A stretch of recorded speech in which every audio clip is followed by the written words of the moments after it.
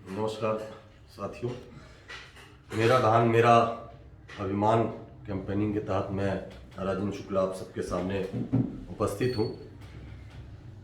हमारा छत्तीसगढ़, जिसको धान का कटोरा के नाम से पूरे देश में जाना जाता है, एक गहरी साजिश और षड्यंत्र की जा रही छत्तीसगढ़ के साथ कि धान का कटोरा ना कहलाए। जब से विधानसभा चुनाव में हमारी कांग्रेस की सरकार बनी, भूपेश बघेल की सरकार बनी, और हमने भूपेश जी के नेतृत्व में जो किसानों के लिए यहाँ काम किया जा रहा है, उससे बहुत ही क्षुब्ध और दुखी होकर लगातार केंद्र की सरकार और भारतीय जनता पार्टी के लोग यहाँ के किसानों को अपमानित करने का प्रयास कर रहे हैं और जानबूझकर सरकार को काम करने नहीं दे रहे हैं। आप एक तरफ किसानों को सम्मान निधि देने की बात करते हैं, लेकिन वही हमारे मुख्यमंत्री भूपेश बघेल जी अगर 1870 रुपये कुंटल में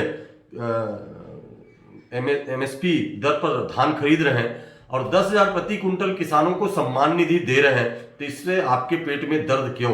अगर आप सम्मान निधि दे सकते हैं तो हम क्यों नहीं दे सकते?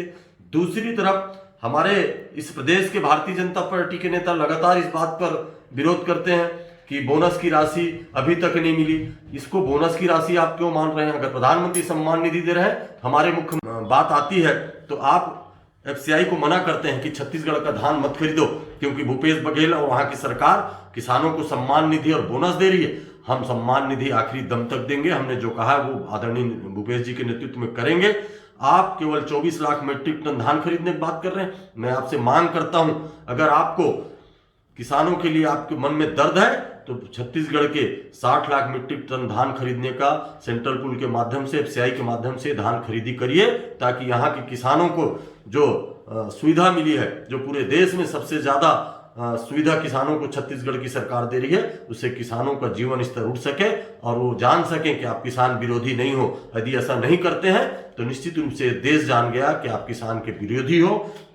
और हम आपसे मांग करते हैं कि छत्तीसगढ़ में धान खरीदी में व्यवधान न करते हुए यहाँ बारदाना की सप्लाई 3 लाख गठान बारदाना आपको देना था, लेकिन अभी तक केवल 1.45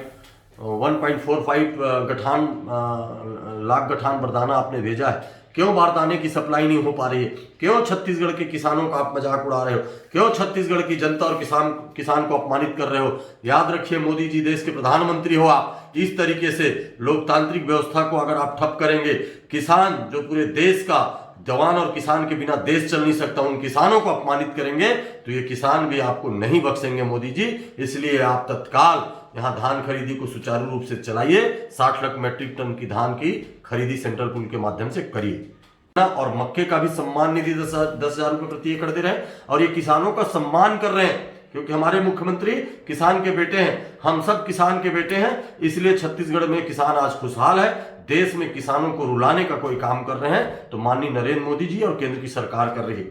आज कड़ाके के ठंड में इस देश का अन्नदाता जो धरती का सीना चीर कर अन्न उपजाता है, खून पसीने लगाकर देश का पेट भरता है, वो किसान आज कड़कड़ाते ठंड में दिल्ली के बॉर्डर पर बैठे हुए हैं। देश का किसान रो रहा है। तीनों काले कानून को अपनी जिद में पास कराना, अध्यादेश लागू कराना और उसको वापस नहीं लेने की हठ धर्मता के कारण आज किसान परेशान है। मैं आदरणीय मोदी जी से कहना चाहता हूं कि जब